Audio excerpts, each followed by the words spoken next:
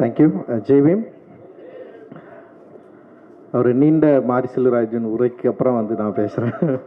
ஏன்னா வந்து மாரி செல்வராஜ் மொழியில் மட்டும் இல்லை, பேச்சிலையும் பக்குவப்பட்டிருக்கிறான். ஏன்னா எல்லாரும் பற்றியும் டீட்டெயிலாக பேசி ஒரு பதட்டம் இல்லாத ஒரு மேடையாக மாறிக்கு இருக்கிறத நான் பார்த்தேன். உண்மையிலேயே அந்த பதட்டத்தை பற்றி கொஞ்சம் பின்னாடி பேசுவோம். ஸோ வந்து இந்த நேரத்தில் வந்து அதித்திக்கு நான் தேங்க்ஸ் சொல்லிக்கிறேன். Thanks Aditi, you given a big victory and it is not possible. யாரு சாரி மன்னிக்கணும், என்னோட புது பாஸ் சொல்லாமல் விட்டுட்டேன். செந்தில் சார், நான் ஃபஸ்ட் டைம் அட்டன் பண்ணுறேன் என் லைஃப்பில். அப்படி நமக்கு வந்து ஒரு டிஸ்ட்ரிபியூட்டர் ஒரு படம் விநியோகத்தை ஃபோன் பண்ணி நம்மளை டெய்லி ஃபாலோ பண்ணுறேன். ஏன்னா இந்த மற்ற படத்தில் நடக்கலை. ரஞ்சித் அண்ணா பகையம்மாள் ரிலீஸ் பண்ணார், தானு சார் கரண் ரிலீஸ் பண்ணார், மாமன் வேடிய கட்சியும் ரிலீஸ் பண்ணாங்க, வாழை நாங்களே ரிலீஸ் பண்ணோம். பட் சார் ரொம்ப நன்றி சார். நீங்கள் வந்து எனக்கு தெரியும் நீங்கள் எப்படிலாம் என்கிட்ட பேசுனீங்க.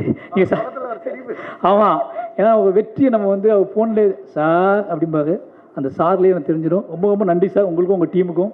Love you sir. Thank you sir. Thank you, Aditi.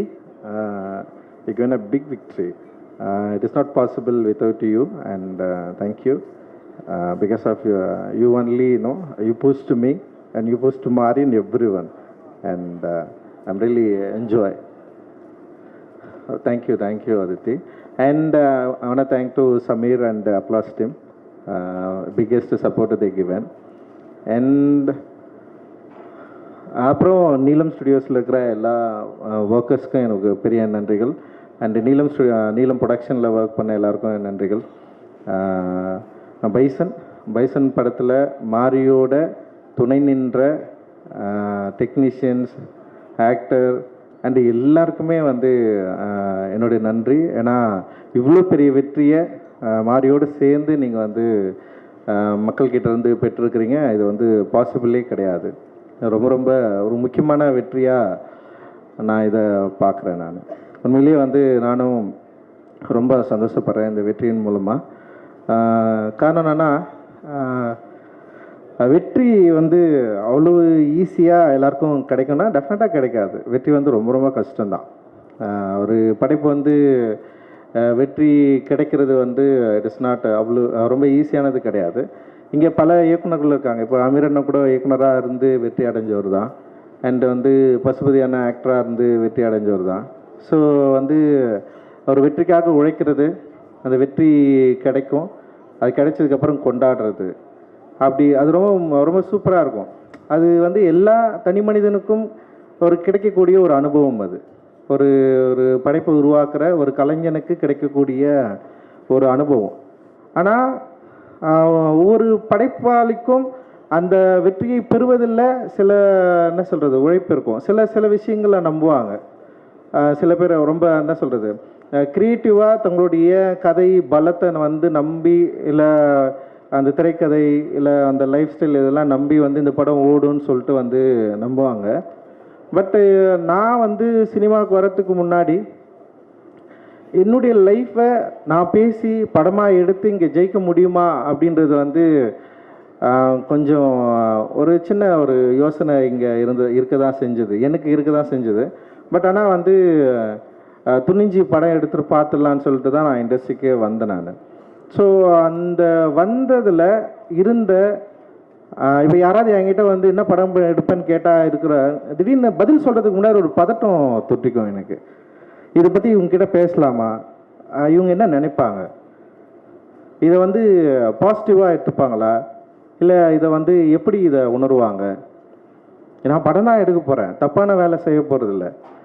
And வந்து இந்த படத்தில் வந்து இந்த சமூகத்துக்கு வந்து தவறான கருத்தை வந்து நம்ம சொல்ல போகிறதில்ல.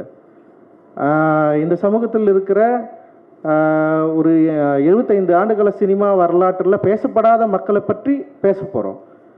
ஆனால் நமக்கு ஏன் பதட்டம் வருது? நம்ம கரெக்டாக தானே வந்து வேலை செய்கிறோம், கரெக்டாக ஒரு நல்ல விஷயத்தை தானே நம்ம சொல்ல போகிறோம். ஆனால் ஏன் எனக்கு பதட்டம் தொட்டிக்குது? ஏன் ஒரு இனம் புரியாத ஒரு ஒரு ப்ரெஷர் க்ரியேட் ஆகுது அப்படின்னு எனக்கு வந்து சத்தியமாக தெரியவே இல்லை. பட் ஆனால் வந்து அது ஏன்னு நமக்கு எல்லாருக்குமே தெரியும். இப்போ வந்து பொதுவாக கிராமப்புறங்களில் வசிக்கிறவங்களுக்கு வந்து ரொம்ப இயல்பாக தெரிஞ்சிடும். இது ஒரு ஊரு காலனின்னு ரெண்டு தனியாக பிரிஞ்சிருக்கிறப்போ ஒரு பொதுவில் இருக்கிற ஒரு பொருளை வந்து பங்கு போடுறதில்ல, இல்லை உரிமை கோருறதில்ல, எப்போவுமே வந்து ஒரு சின்ன ப்ரெஷர் இருந்துகிட்டே இருக்கும். ஸோ இப்போ நான் வந்து அப்படி ஒரு காலனிலேருந்து வந்திருக்கிறேன். ஸோ மாரி செல்வராஜ் அப்படி ஒரு காலனிலேருந்து வந்திருக்கிறான்னு வச்சுங்களேன். ஸோ அப்படி இருந்து ஒரு காலனியில் வந்து யார்கிட்ட எதை பேச போகிறோம் அப்படின்றது வந்து ரொம்ப முக்கியமாக இருந்தது. யார்கிட்ட எதை பேச போகிறோம்? இப்போ வந்து இப்போ நான் வந்து என்னுடைய உரிமையை நான் எங்கே கேட்குறேன்னா பொதுவில் கேட்குறேன். பொது என்பது என்னென்னா இங்கே வந்து ஒரு ஊராக இருக்குது. ஊரில் வந்து பல தரப்பட்ட சாதிகள் வசிக்கிற ஒரு பகுதியாக இருக்குது. அப்போ அங்கே போயிட்டு நான் என்னுடைய உரிமை கேட்குறப்ப ஃபஸ்ட்டு என்னவா தோணுன்னா வந்து நீ எதுக்கு இங்கே வந்து கேட்குற, நீ வந்து இங்கே வந்து பேசலாமா, உனக்கு இப்போ நம்ம எல்லாரும் ஒன்றா தானே இருக்கிறோம், நீ அங்கே ஒழுங்காக இருந்துடலாம்ல, நீ எதுக்கு இங்கே வந்து இதை பேசி பிரச்சனையாக மாற்றுற, இது பிரச்சனையாக பேசலைன்னா இவ்வளோ நாள் நம்ம எல்லாரும் வந்து நல்லா ஜாலியாக சந்தோஷமாக தானே இருந்தோம், நீ அங்கே இருக்கிற நான் இங்கே இருக்கிறேன், நீ கோயில் திருவிழாவுக்கு வரியா நீ அங்கே இரு, நீ வரையா இது வந்து இதை பார்த்துக்கோ, ஊர் பொது கிணத்துல வந்து நீ தண்ணி எடுக்கக்கூடாது, இல்லை ஊர் குளத்தில் வந்து உனக்கு உரிமை கிடையாது, ஊர் பொது சொத்துல உனக்கு வந்து உனக்கு உரிமை கிடையாது, நான் உரிமைன்னு நான் கேட்டேன்னு வச்சுக்கேன், அங்கே வந்து ஒரு பிரச்சனை ஸ்டார்ட் ஆகுது. இது எப்படி நீ வந்து கேட்கலாம், இத்தனை நாள் உனக்கு வந்து இது வந்து நான் கொடுக்கவே இல்லையே, நீ எப்படி இவ்வளோ நாள் கலாச்சாரத்தை ஒரு பண்பாடை நீ எப்படி வந்து மீற முடியும் அப்படின்னு சொல்லிட்டு பல பிரச்சனைகள் உருவாகிறத நம்ம வந்து பார்த்துருக்குறோம். கிட்டத்தட்ட இதே மனநிலை தான் நான் சினிமாவில் வந்து இங்கே வந்து படம் எடுக்கிறப்போ கதை சொல்கிறப்போ என்னுடைய நான் இப்படி ஒரு படம் எடுக்க போகிறேன்னு சொல்லிட்டு பேசுகிறப்போ அந்த டைமில் ஊரில் ஒரு பொதுவில் பங்கு கோர்றதுக்கான ஒரு உரிமையை கேட்குறப்போ எனக்கு நிகழ்ந்த இல்லை என்னுடைய முன்னோர்களுக்கு நிகழ்ந்த என்னுடைய பகுதியில் மக்களுக்கு நிகழ்ந்த அந்த பதட்டம் எனக்கு இந்த சினிமாவில் எனக்கு உண்டாச்சு. ஸோ அந்த பதட்டம் என்று எனக்கு தணிஞ்சுது. அட்டகத்தி படம் ஜெயிச்சான உடனே எனக்கு வந்து அந்த பதட்டம் தணிஞ்சிச்சா, வெற்றி உண்மையிலே வந்து எனக்கு வந்து ஒரு பெரிய மகிழ்ச்சியை கொடுத்ததா அப்படின்னா வந்து உண்மையிலே வந்து அட்டகத்தி படம் ஜெயிக்கலன்னா என்ன இருக்குன்னு எனக்கு தெரியல. அட்டகத்தி படம் ஜெயிச்சதுனால அடுத்த படம் பண்ணுறதுக்கான வாய்ப்பு கிடைச்சிது. ஆனால் அடுத்த படம் கிடைக்கிறதுக்கான வாய்ப்பை இப்போ அட்டகத்தி படம் எப்படி ஏற்றுக்கொள்ளப்பட்டது, அதோட விமர்சன பங்கு என்ன, ஓகே அது ஒரு சாரார் வெறும் காமெடி படமாகவே பார்த்தாங்க, ஒரு சில பேர் அதோடைய நரேட்டிவை புரிஞ்சுக்கிட்டாங்க, சில விஷயங்களை அதை பற்றி எழுதினாங்க. ஆனால் மெட்ராஸ் வந்து எப்படின்னா எல்லாராலும் கொண்டாடப்பட்டதுன்னு பேசப்பட்டாலுமே கூட அப்போ தான் வந்து இது குறியீடுகளை பற்றி வந்து பேச ஆரம்பிக்கிறாங்க.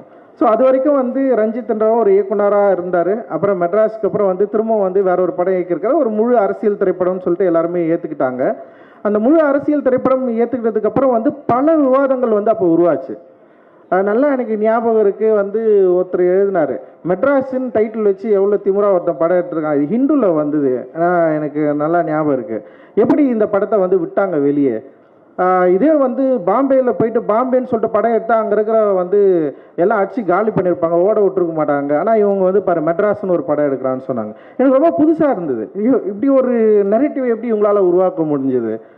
அப்போ தான் வந்து என்னென்னா ஓகே இதில் இந்த குறியீடில் இதை பயன்படுத்தியிருக்காங்கன்னு சொல்லிட்டு எனக்கு வந்து எதிர்மறை விமர்சனங்கள் நிறைய வர ஆரம்பிச்சிது.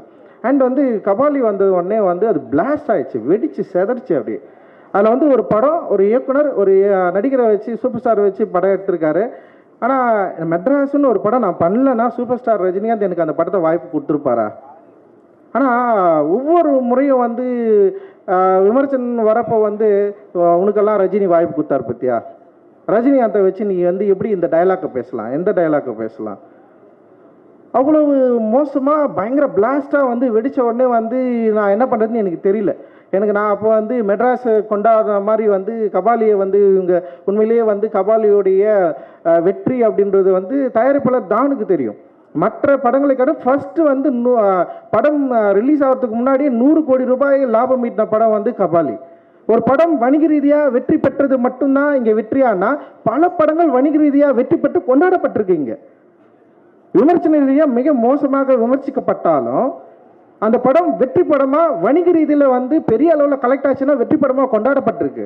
ஆனால் கபாலியை வந்து இவர்கள் வந்து மிக மோசமாக அமைச்சிட்டாங்க. ரஜினியை வந்து எப்படி நீ வந்து ஒரு எஸ்சி டைலாக் வந்து வச்சு பேசலாம், எப்படி ரஜினிக்குள்ளே வந்து ஜாதியை கொண்டு வரலாம், எனக்கு உண்மையிலேயே வந்து அதை எப்படி கையாளுறதுனே எனக்கு தெரியல. அந்த பதட்டம் வந்து எனக்கு வந்து பயங்கரம் பட்டுக்குச்சு. எனக்கு என்ன பிரச்சனைனா கபாலி படம் வெற்றி படம் தோல்வி படம் என்பதல்ல என்னோட பிரச்சனை. இதுக்கு பிறகு இந்த மாதிரியான படங்கள் எடுக்கவே முடியாதா, யாராவது எடுக்க வந்தால் இப்படி ஒரு சிக்கல் வருமா? ஏன்னா தமிழ் சமூகத்தில் பயங்கரமான டிஸ்கஷன் நடந்துச்சு அன்றைக்கி. அந்த சினிமாவில் வந்து எப்படி சினிமாவில் நீங்கள் இதை பேசலாம், எப்படி நீங்கள் சினிமாவில் இதை பேசலாம், எப்படி நீங்கள் இதை சினிமாவில் பேசலாம் எனக்கு புரியல. அப்போ தான் நான் யோசித்தேன், அப்போ இதுக்கு முன்னாடி இருக்கிற சினிமாக்களை, என்னை மறந்த சினிமாக்களை, என்னை ரொம்ப மோசமாக சித்தரித்த சினிமாக்களை, என்னை வந்து ரொம்ப இழிவாக பேசுகிற சினிமாக்கள் இத்தனை ஆட்கள் என்ன பண்ணாங்க இத்தனை வருஷமாக? இவர்களெல்லாம் ஏன் இவர்களுக்கு குரல் கொடுக்கல? இவங்க ஏன் இவங்களை பற்றி கேட்கவே இல்லை? இவங்க ஏன் அதை பற்றி பேசவே இல்லை? அப்போ நான் என்ன பண்ணுறேன்னா, நான் ஒரு என்னுடைய லைஃப்பை, என்னோடய வாழ்க்கையை நான் உங்களுக்கு காட்டுறதுக்காக நான் ஒரு திரைப்படம் எடுக்கிறேன். அதுவும் வணிக ரீதியாக வெற்றி பெற்ற ஒரு திரைப்படமாக அது இருக்குது. ஆனால் மிக மோசமாக சித்தரிக்கப்பட்டது. அதோடைய திரைக்கதை அமைப்பை பற்றி பேசுகிறவர்கிட்ட நான் வந்து டெஃபினட்டாக நான் வந்து ஒத்துக்கிறேன். அதோட திரைப்பட குறைவு, அதாவது திரையாக்கம் குறைபாடுகளை வந்து நான் வந்து மனப்பூர்வமாக ஏற்றுக்கொள்கிறேன். ஆனால் ஒரு நடிகரை நீ எப்படி பேச வைக்கலாம், எப்படி இந்த கண்டென்ட்டை பேச வைக்கலாம்? மற்றபடி சூப்பர் ஸ்டார் ரஜினிகாந்த் அவர்கள் நடித்த மற்ற எல்லா படங்களும் உங்களுக்கு வந்து சூப்பராக எனக்கு தெரியவே இல்லை. உண்மையிலே எனக்கு பயங்கர குழப்பம் வந்தது. ஆனால் நல்வாய்ப்பாக திரும்பவும் வந்து சூப்பர் ஸ்டார் ரஜினிகாந்த் அவர்கள், நான் கபாலி படம் நல்லா இயக்குனன்னு அவர் நம்பினார். அந்த படம் ரொம்ப நல்ல படம்னு அவர் நம்பினார். அந்த படம் மிகப்பெரிய வெற்றி படம் நம்பி எனக்கு வந்து திரும்பவும் காலான்ற ஒரு படம் கொடுத்தாரு. இந்த நேரத்தில் நீங்கள் நல்லா யோசிக்கலாம், இப்படி ஒரு நடிகர் திரும்பவும் ஒரு இயக்குனரை கூப்பிட்டு ஒரு படம் பண்ணுன்னு சொல்கிறப்போ, அந்த இயக்குனர் வந்து இந்த சமூகம் வந்து பிளாஸ்ட் ஆகி பயங்கரம் விமர்சித்து பிறகும் நான் ஏன் காலான்னு ஒரு படம் எடுக்கணும்? இப்போ அந்த காலா படம் எடுக்கிறது மூலமாக நான் என்ன சொல்ல ட்ரை பண்ணுறேன்? அந்த சமூகத்தில் என்ன நரேஷன் நமக்கு கிரியேட் பண்ணுறோம்? ஒரு நில உரிமையை பற்றி அவர் வச்சு நான் பேசுகிறேன். ஒரு பெரிய ஸ்டார் எனக்கு கிடைக்கிறாரு. அந்த பெரிய ஸ்டாரை வச்சு நான் திரும்பவும் ஏதோ ஒரு கமர்ஷியலான ஒரு படத்தை எடுத்து நம்ம வந்து என்னுடைய லைஃப் ஸ்டைலை வந்து மாற்றிக்கக்கூடிய பெரிய பணங்களை சம்பாதிச்சு நான் போயிருக்கலாம். பட் ஆனால் நான் என்ன ட்ரை பண்ணுறேன்னா, திரும்பவும் வந்து சூப்பர் ஸ்டார் ரஜினிகாந்தை அவர்களை வைத்து நிலமற்ற மக்களுக்கு நில உரிமையை கோருதலை பற்றி ஒரு விஷயத்தை வந்து நான் பேச நான் ட்ரை பண்ணுறேன். பட் அந்த டைமில் பல்வேறு சூழல்கள் இருந்தது. பட் திரும்பவும் வந்து அதே தான், நீ வந்து ராவணனை எப்படி ஹீரோவாக காட்டலாம் அப்படின்னு ஒரு பெரிய டிஸ்கஷன் கிரியேட் ஆயிடுச்சு.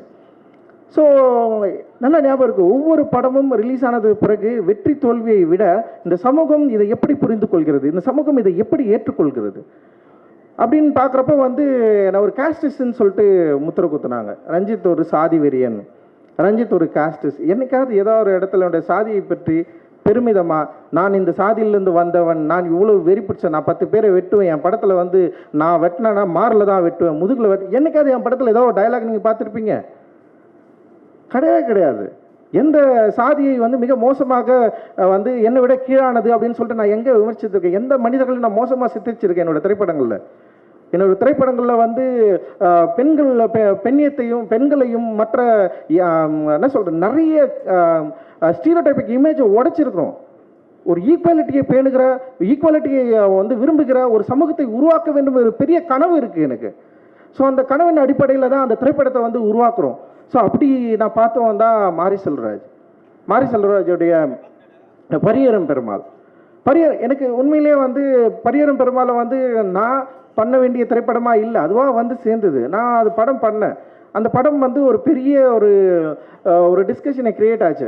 அந்த டிஸ்கஷன் கிரியேட் ஆனோடனே என்ன இங்கே நடந்ததுன்னா, திடீர்னு வந்து என்ன நடந்துச்சுன்னா வந்து மாரி செல்வராஜ் மொழி வேற, ரஞ்சித்தோட மொழி வேற. உடனே வந்து 2 மொழியை வந்து 2 பார்வையை உருவாக்குறது. அண்ட் இந்த படத்தில் எப்படி இது பேசியிருக்குது பாரு அப்படின்னு சொல்கிறது.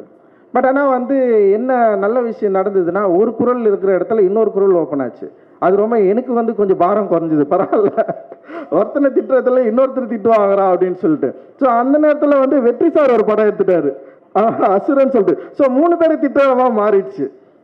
பயங்கரமாக இருந்தது. எப்பவுமே என் ஃபோட்டோ மட்டும் தான் இருக்கும் திட்டுற இடத்துல. அப்புறம் வந்து மாரி செல்வராஜ் ஃபோட்டோ வந்தது. அப்புறம் படம் பார்த்தா வெற்றி சார் வந்து நின்ட்டார். 3 ஃபோட்டோ எங்கே பார்த்தாலும்.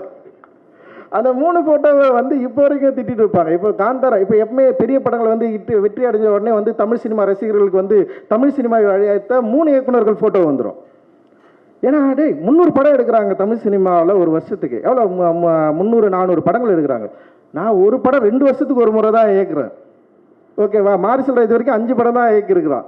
வெற்றி சார் ஒரு 7 படம் அவரும் அந்த மாதிரி தான் இயக்கியிருக்காருன்னு வச்சிங்களேன். அவரும் வந்து 3 வருஷத்துக்கு ஒரு படம் தான் இயக்குறாரு. ஆனால் கிட்டத்தட்ட இந்த 2 வருஷத்தில் 600 படங்கள் வந்திருக்கும். 600 படங்களில் எத்தனை இயக்குநர்கள் இயக்கியிருப்பாங்க? அத்தனை இயக்குநர்களுக்கு இந்த தமிழ் சினிமாவை உயர்த்துவதற்கு அவங்களுக்கு எந்த பங்குமே கிடையாதா? அத்தனை தமிழ் சினிமா இயக்குநர்களும் வந்து இங்கே வந்து யார் அவங்க படமே பண்ணலையா அவங்க? அப்போ அவங்க தமிழ் சினிமாவை ஏன் உயர்த்துவதற்காக எந்த படமும் இயக்கலையா? அப்போ வந்து ஒரு படம் வெற்றி அடைஞ்சவொடனே வந்து தமிழ் சினிமா சீரழித்தவர்கள் 3 பேர்னா மொத்தமே 10 வருஷத்துல நான் 7 படம் தான் எடுத்துருக்கிறேன். அந்த 7 படத்தில் தமிழ் சினிமா சீரழிஞ்சிச்சா? அப்போ மற்ற இயக்குநர்கள் என்ன பண்ணுறாங்க? இல்லை நீங்கள் தமிழ் ரசிகர்கள் என்ன பண்ணுறீங்க? இங்கிருந்து மற்ற என்ன பண்ணுறீங்க? நீங்கள் ஓட வைக்கலாம்ல எல்லா படத்தையும். ரொம்ப ஆச்சரியமாக இருக்குது இந்த நரேட்டிவ் வந்து உடனே செட் பண்ணுறது. இன்னொன்று ரொம்ப மோசமான ஒரு வார்த்தையை பிரபலம் பயன்படுத்துகிறாங்க, அமுக்கிட்டாங்க பிதிக்கிட்டாங்கன்னு சொல்லிட்டு. எவ்வளோ மோசமான ஒரு வார்த்தை! இந்த இந்திய சமூகத்தில் இத்தனை நூற்றாண்டுகள் கழித்தும் என்னுடைய சகோதரன் இன்னைக்கு வந்து தீபாவளி கொண்டாட்டு இருக்கிற ஒரு சமயத்தில் வந்து ஒரு ஊரில் வந்து அவ்வளோ பேர் அடிச்சு வச்சிருக்காங்க. உங்கள் கண்ணை திறந்து பார்க்க மாட்டீங்களா நான் கேட்குறேன். எல்லாரும் தீபாவளிக்கு ஊருக்கு தானே போனீங்க. உங்கள் ஊரில் பக்கத்தில் வந்து நீங்கள் பிரிஞ்சிருக்க கேஸ்டால் பிரிஞ்சிருக்கிற 2 பிரிவை நீங்கள் பார்க்கவே இல்லையா? இது எப்போ நம்ம சரி பண்ண போகிறோம் அப்படின்னு ஒரு கேள்வி கேட்டேன்னு வச்சுங்களேன். உங்ககிட்ட என்ன பதில் இருக்குது? வேற ஒன்றுமே இல்லை. ஸோ அந்த கேள்விக்கான பதிலை தேடுவதற்காக முயற்சி தான் எங்களோட சினிமா. அந்த சினிமா அப்படி முயற்சிக்கிறதுனால நாங்கள் வந்து ஒரு என்ன சொல்கிறது, மக்களிடம் விலகி எடுக்கிற ஒரு சினிமா எடுக்கிறோம்னா இல்லை. ஒவ்வொரு முறையும் மக்களை நெருங்க ட்ரை பண்ணுறோம், மக்களுக்கு பிடித்த ஒரு சினிமாவை இயக்க ட்ரை பண்ணுறோம், மக்களை எஜுகேட் பண்ணுற படங்களை இயக்க ட்ரை பண்ணுறோம், ட்ரை பண்ணிட்டே இருக்கோம். இல்லை சில தோல்விகள் வரலாம். எனக்கு ரொம்ப ஆச்சரியம், உண்மையில் ரொம்ப சந்தோஷம். மாறி தொடர்ந்து வெற்றி படங்களை எடுத்துகிட்டு இருக்கிறான், தொடர்ந்து மக்களுக்கான ரொம்ப நெருக்கமான சினிமாவை எடுத்துகிட்டு இருக்கிறார். இது சாதாரண விஷயமே கிடையாது. இது ரொம்ப ஆச்சரியமான விஷயம். ஆக்சுவலி ஒரு ஆச்சரியத்தை தமிழ் சினிமாவில் நிகழ்த்தி கொண்டிருக்கிறான் மாறி. உண்மையிலே இவ்வளவு வெறுப்புணர்களுக்கு அப்புறம், இவ்வளவு வெறுப்பை கொட்டினதுக்கு அப்புறம் என்ன ஆயிடுச்சுன்னா வந்து திடீர்னு வந்து இப்போல்லாம் வந்து படம் வரதுக்கு முன்னாடியே ஒரு நெரேட்டிவ் செட் பண்ணுறாங்க. இந்த படங்கள்லாம் நம்ம பார்க்கக்கூடாது, இந்த படங்களை போகாதீங்க, இந்த படங்களில் ஜாதி பேசுவாங்க. இப்போ உண்மையிலே வந்து சார் இருக்கார்ல, ஒரு 5 ஸ்டார் செந்தில் சார் எல்லாரும் ஜாதி படங்கன்னு சொல்கிறாங்க சார், எல்லாரும் ஜாதின்னு சொல்கிறாங்க. ஆனால் இந்த படம் ஸ்போர்ட்ஸ் படம் தானே சார். அவருக்கு தெரிஞ்சிருக்கு இந்த படம் ஸ்போர்ட்ஸு ரொம்ப முதன்மையாக வச்சு பேசியிருக்கு. ஒரு ஸ்போர்ட்ஸ் மேனாக வரத்துக்கு ஒரு பையனுக்கு அவனுடைய சமூகத்தில் இருக்கிற இந்த பிரிவினைவாதம் எவ்வளவு அவனை அழுத்துது, அதிலிருந்து அவன் வெளியேற எவ்வளோ துடிக்கிறான். ஆனால் மாறி வந்து ரொம்ப கவனமாக ஒரு சந்தானராஜை உருவாக்குறான். அவர் பேர் சந்தானராஜை உருவாக்கியிருக்கிறான். அந்த கந்தசாமி கேரக்டர் ரொம்ப பயங்கரமாக வேலிடாக வந்து ரொம்ப கவனமாக கையாண்டிருக்கிறான். எந்த விதத்திலும் இந்த பொது சமூகத்திலிருந்து வேறுபட்டு விடக்கூடாது, எந்த விதத்திலும் மிக மோசமாக மக்களை பிரித்தாள்கிற ஒரு சினிமாவை எடுத்துடக்கூடாதுன்னு சொல்லிட்டு ரொம்ப அக்கறையும் அன்பும் இருக்கு. அந்த அன்பு தான் ஈக்குவாலிட்டி. அந்த ஈக்குவாலிட்டியை கோருவது எப்படி வந்து இன்னொரு மனிதனை எதிர்ப்பதாக மாறும். ஒரு மனிதனுக்குள்ள இருக்கிற பிரச்சனையை பற்றி பேசுறதுனாலே இன்னொரு மனிதனை எதிர்ப்பது கிடையாது. இன்னொரு மனிதன் எப்படி வெறுப்பாக பார்க்க முடியும்? அப்படி வெறுப்பாக பார்த்தா நீ என்னை வெறுப்பாக பார்க்குற மாதிரி வந்து நானும் ஒரு உன்ன மாதிரி நானும் ஒரு மாதிரி மாறிடும்ல. அன்பு மட்டும்தான் இங்கே பிரதானம். எப்படியாவது நம்ம எல்லாரும் ஒன்று சேரணும், எப்படியாவது இந்த சினிமாக்கள் மூலமாக இருக்கிற வெறுப்பை வந்து அழிக்கணும், அழித்து மாற்றணும் அப்படின்ற முயற்சி தான் இது. ஆனால் வந்து என்ன ஆகுதுன்னா வந்து அதிகப்படியான வெறுப்பு அப்படியே கிரியேட் பண்ணுறாங்க. ஒரு படம் ரிலீஸ் ஆகிறதுக்கு முன்னாடி, மாறி படம் ரிலீஸ் ஆகிறதுக்கு முன்னாடி பயங்கரமாக எழுதாங்க, இந்த படம் பார்க்கக்கூடாது, இந்த படம் யாரும் போகாதீங்க, இது ரொம்ப தப்பான படம், டியூடுக்கு போங்க, டியூடுக்கு போடான்னாங்க. டியூட் டைரக்டர் வச்சு ரொம்ப நல்ல விஷயம் பண்ணார் அவர். உண்மையிலேயே ரொம்ப சந்தோஷமாக தான் இருக்குது. அண்ட் தென் கமர்ஷியல் சினிமா அப்படின்ற ஒரு திரைப்படமும் சரி, இல்லை வந்து இங்கே வந்து சமூக நோக்கில் ஒரு சோசியலாக ஒரு அவேர்னஸை கிரியேட் பண்ணோம், அதே நேரத்தில் மக்கள் கூட நெருங்குற சினிமாவும் சரி, இன்றைக்கி வந்து பலதரப்பட்ட இளைஞர்கள் உள்ளே வந்ததுக்கப்புறம் இங்கே தமிழ் சினிமாவுடைய போக்கு டெஃபினட்டாக மாறி இருக்குது. இது நிச்சயமாக ஸ்டாண்டர்டாக ஒரு நல்ல இடத்துக்கு போகும்னு நான் நம்புகிறேன். நீங்கள் விரும்புகிற இதே வந்து இந்தியாவே வியக்கக்கூடிய பல 100 கோடிகளை எடுக்கக்கூடிய திரைப்படங்கள் எடுக்கக்கூடிய யங்ஸ்டர்ஸ் நம்முடைய தமிழ் சினிமாவில் நிறைய பேர் இருக்கிறாங்க. டெஃபினட்டாக அச்சீவ் பண்ணுவாங்க. அந்த அச்சீவ் பண்ணுறதுக்கான ஒரு வாய்ப்பை தான் நம்ம வந்து திரைமொழியில் நம்ம வந்து உருவாக்கிட்டு இருக்கோம். இந்தியா லெவலில், வேர்ல்டு லெவலில் தமிழ் சினிமாவுடைய போக்கு, தமிழ் சினிமாவுடைய இயக்குநர்கள், தமிழ் சினிமாவுடைய அந்த மொழி, அந்த ஃபிலிமை வந்து பயங்கரமாக கொண்டாடிட்டு இருக்காங்க. நீங்கள் வெறும் விமர்சன ரீதியாக இல்லை வந்து வெறும் வணிக ரீதியாக மட்டும் வெற்றி பெற திரைப்படங்கள் மட்டும் கொண்டாடுறது மட்டும் கிடையாது இல்லை. ஸோ இன்னொரு இருக்குது, அதுதான் சொல்கிறேன். ஒரு 7 படங்கள் தானே நாங்கள் எடுத்துகிட்டு போகிறோம், மீதி 200 டைரக்டர்கள் 200 படம் எடுக்கிறீங்கள, பயங்கரமாக எடுங்கன்னு நான் சொல்கிறேன். யார் நம்மளை தடுக்கிறதுக்கான வாய்ப்பே இல்லைல்ல. ஸோ இந்த வெறுப்பை எப்படி வந்து வெற்றியாக மாற்றுறது அப்படின்றத வந்து உண்மையிலே மாறி வந்து செம சூப்பராக தெரிஞ்சு வச்சிருக்கிற ஒரு இயக்குனராக நான் வந்து பார்க்குறேன். அண்டு ரொம்ப நிதானமாக தன்னுடைய கலையின் மூலமாக ரொம்ப நிதானமாக ஒரு கதையை ரொம்ப நம்பி அதில் இருக்கிற சிக்கல்கள் எனக்கு தெரியும். எனக்கு ரொம்ப பயம். ஏன்னா மாறி வந்து ரொம்ப முக்கியமான ஒரு நெல்லையில் இருக்கிற 2 மனிதர்களை பற்றி அவன் பேச போகிறான் அப்படின்னு எனக்கு பதட்டம் பயம் தொத்துக்கிச்சு. ஏன்னா இது மூலமாக நம்ம எந்த பிரச்சனையும் ஏற்படுத்திடக்கூடாது. உங்களை விட எனக்கு ரொம்ப கவலை இருக்குது. ஸோ அப்படி இருக்கிறப்ப வந்து நான் பயந்துகிட்டே இருந்தேன். படம் ரிலீஸ் ஆகிட்டு தியேட்டர்லேருந்து என்ன சொன்னாங்க ஃபஸ்ட்டு நான் அவங்ககிட்ட ஃபோன் பண்ணதே, மக்கள் என்ன சொல்கிறாங்க, நெல்லையில் என்ன சொல்கிறாங்க. ஏன்னா இங்கே வட தமிழகத்தில் வந்து அது ஒரு அந்த கதையை வந்து வேறு மாதிரி புரிஞ்சுப்பாங்க. பட் ஆனால் அங்கே வந்து எப்படி புரிஞ்சுக்கிறாங்க, என்ன சொன்னாங்கன்னு அவங்ககிட்ட கேட்டேன். அவன் சொன்னான், இல்லைண்ணா சம்மந்தப்பட்டவர்கள் எல்லாருமே படம் பார்த்துட்டாங்க, அவங்களுக்கு வந்து ரொம்ப திருப்தியாக இருந்தது அப்படின்னு அவன் சொன்னான். உண்மையிலேயே எனக்கு அப்போ தான் வந்து ரிலாக்ஸ் ஆச்சு. அதுக்கப்புறம் நான் ரிலாக்ஸ் ஆனது என்னதுன்னா, 5 ஸ்டார் அண்ணங்க வந்து அவர் ஃபோன் வருமா, அவர் என்ன சொல்கிறாரு, அவர் வந்து அவருடைய அவர் இன்வெஸ்ட்மெண்ட் பண்ண பணம் வந்து வந்துருமா அப்படின்னு தான் இன்றைக்கு வரைக்கும் நான் வந்து வெயிட் பண்ணிட்டுருக்கேன். அண்ட் வந்து என்னை நம்பி தயாரிப்பு என்னோடு சேர்ந்து பங்கு பெற்ற அந்த அப்லாஸ் நிறுவனமும் சரி, அந்த அதித்தியும் சரி, எல்லாருமே இந்த படத்தில் திருப்தி அடைஞ்சாங்களா, திருப்தியை அடையணும் அப்படின்றது தான் எங்களுடைய மிகப்பெரிய நோக்கமாகவும் இருக்குது. ஏன்னா அந்த படம் வந்து வெற்றி பெற்றே ஆகணும். வெற்றி பெறலைன்னா திரும்பவும் வந்து என்ன பண்ணுறது, இந்த மாதிரி படம் எடுத்தால் ஓடாது, இது வந்து இவனுங்க இப்படி தான் ஆகணும் அப்படியும் பேச ஆரம்பிச்சிருவாங்க. அண்ட் வந்து அந்த வெறுப்புக்குள்ளே நம்ம வந்து சிக்காமல் ஒரு வெற்றியை இந்த மாதிரி வந்து மக்கள் கொண்டாடுற ஏற்றுக்கொள்ளப்பட்ட, இன்னும் சொல்லப்போனால் உண்மையிலேயே இந்த மாதிரி படம் எடுக்கிறவர்களுக்கு சப்போர்ட்டாக சோஷியல் மீடியாவில் பயங்கரமான ஒரு சப்போர்ட் இருக்குது. ஆக்சுவலி அவங்க என்னென்னா வர வெறுப்புகளை எங்களை நோக்கி தள்ளாமல் தடுத்து வந்து படம் பயங்கரமாக இருக்குது, சூப்பராக இருக்குன்னு சொல்லிட்டு எழுதி தள்ளிட்டே இருக்காங்க. இவங்க யாருமே பெய்ட் கிடையாது, நல்லா புரிஞ்சுக்கணும். எல்லாருக்கும் ஒரு குரூப் இருக்குது, எதிர்க்கிறதுக்கு கூட வேணால் ஒரு குரூப்பாக சேர்ந்து எல்லாம் செயல்படுறாங்க. ஆனால் வந்து இந்த படத்தை நல்ல படம் கொண்டாடுறதுக்கு அவ்வளோ மக்கள் இருக்கிறாங்க. அண்டு சோஷியல் மீடியாவில் வந்து பெரிய அளவில் சப்போர்ட் கிடைச்சிது. ஃபர்ஸ்ட் 2 டேஸில் வந்து பயங்கரமாக நரேட்டிவ் செட் பண்ணதுக்கு அப்புறமும் கூட இது மாறிச்சு. ஏன்னா தங்களானுக்கு படம் ரிலீஸ் ஆகிறதுக்கு முன்னாடி ஒரு பெரிய நரேட்டிவ் செட் பண்ணாங்க. நான் என்றைக்கோ எங்கேயோ பேசுனது, வேறு கண்டென்ட்டில் பேசுனது எடுத்துன்னு வந்து பேப்பர் கப்பில் டீ குடிச்சா வந்து தீண்டாமையா அப்படின்னு கொண்டு வந்தாங்க. ஒரு 3 நாள் பயங்கரமாக பேசினாங்க. எனக்கே தெரியல எதுக்குடா இப்போ எடுத்துன்னு வந்து இதை பேசுகிறாங்கன்னு சொல்லிட்டு. அப்போ ரொம்ப ஆச்சரியமாக இருந்தது. ஒரு திரைப்படத்தை வணிக ரீதியாக தோல்வி அடைய வைக்க வேண்டும் என்று ஒரு ரொம்ப என்ன சொல்கிறது கன்ஸ்ட்ரக்டிவாக இங்கே வந்து ஒர்க் பண்ணாங்க. அதை வந்து மாறி தன்னுடைய கலை திறமையால் தன்னுடைய திரைப்படத்தினால மிகப்பெரிய அவங்களுக்கு தோல்வியை கொடுத்து நமக்கு வந்து ஒரு பெரிய வெற்றியை உருவாக்கி கொடுத்துருக்குறான். அண்ட் வந்து நான் ரொம்ப பாசிட்டிவாக அதை சொல்கிறேன். நான் ரொம்ப பதட்டமாக அந்த சினிமாவுக்குள்ளே நான் வந்திருக்கலாம். அண்ட் இன்னைக்கு வரைக்கும் வந்து எதிர்மறையான விமர்சனங்கள் வந்து நிறைய இருக்கலாம், வெறுப்பு இருக்கலாம். அதை மீறி ஒரு பெரும் மக்களுடைய ஆதரவு இருக்குது. அந்த பெரும் மக்கள் என்பது என்னுடைய சமூகத்தை சார்ந்தவர்கள் மட்டும் நான் இங்கே வந்து சொல்ல, பல சமூகத்தை சார்ந்த மக்கள், ஈக்குவாலிட்டியை விரும்புகிற மக்கள், இங்கே இருக்கிற மக்கள் எல்லாரும் வந்து ஒன்றா மாறணும், இங்கே சாதி படிநிலையில் இருக்கிற பிரச்சனையை வந்து அழிக்கணும்னு துடிக்கிற ஒவ்வொரு இளைஞர்கள், ஒவ்வொரு இளைஞர்கள், அவ்வளவு பாசிட்டிவான மக்கள் நிறைய பேர் இருக்கிறாங்க. அவர்களுக்கு தேவை ஒரு நல்ல படைப்பு. அந்த நல்ல படைப்பை கொடுத்தா டெஃபினட்டாக கொண்டாடுவாங்க அப்படின்றதுக்கு வந்து மிகப்பெரிய உதாரணம் பைசன் அப்படின்னு நான் வந்து சொல்கிறேன். அண்டு ரொம்ப ரொம்ப நன்றி. சமீபத்தில் வந்து ஒரு என்ன சொல்கிறது படம் பார்த்துட்டு ஒரு மாதிரி தான் ப்ரெஸ் மீட்டு படம் பார்த்துட்டு ஒரு டைரக்டர் படம் போட்டு காட்டிருக்காரு ப்ரெஸ் பீப்புளுக்கு. வெளியே வந்து பேசுகிறப்போ ஒரு ப்ரெஸ்ஸில் இருக்கிற ஒரு அண்ணன் கேட்குறாரு, ஏற்கனவே இந்த தமிழ் சினிமாவை சீரழித்த அந்த 2 இயக்குனர்கள் போதாதா, நீங்கள் வேற வரணுமான்னு ஒருத்தர் கேட்டார். உண்மையிலேயே எனக்கு வந்து அவருடைய கோபத்தை நான் இன்னைக்கு வரைக்கும் புரிஞ்சுக்க நான் ட்ரை பண்ணுறேன். ஏற்கனவே தமிழ் சினிமாவை சீரழித்த 2 இயக்குனர்கள் இல்லை 3 இயக்குனர்கள் அப்படின்றப்போ நான் இன்னும் பக்குவப்பட நான் ட்ரை பண்ணுறேன். ஓகே, அவங்க வந்து உங்களுடைய கோபத்தை நான் புரிந்து கொள்ள ட்ரை பண்ணுறேன்.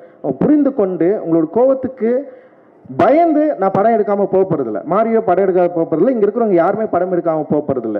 பட் உங்கள் கோபத்தை புரிந்து கொண்டு உங்கள் கோபத்தோடு எதிர் நின்று சமராடுவதற்கான மனநிலை உள்ள ஒரு திரைப்படத்தை உருவாக்குவதற்கு தான் எங்களுடைய நோக்கமே தவிர உடனே இது வந்து விட்டு ஓடுறது கிடையாது எங்களோட நோக்கம். நிச்சயமாக இன்னும் நிறைய தளங்களில் இறங்கி வேலை செய்ய போகிறோம், நிறைய ஒர்க் பண்ண போகிறோம். நிச்சயமாக உங்களுடைய சப்போர்ட்டு தேவை. என்னுடைய அட்டகத்தி படத்திலிருந்து இன்னைக்கு வரைக்கும் மாரிக்கும் சரி, எனக்கும் சரி, அண்டு இங்கே இருக்கிற நிறைய நல்ல முற்போக்கான இயக்குநர்களுக்கும் சரி, பத்திரிகைகள் வந்து என்றைக்குமே வந்து சப்போர்ட் பண்ணதில்லை.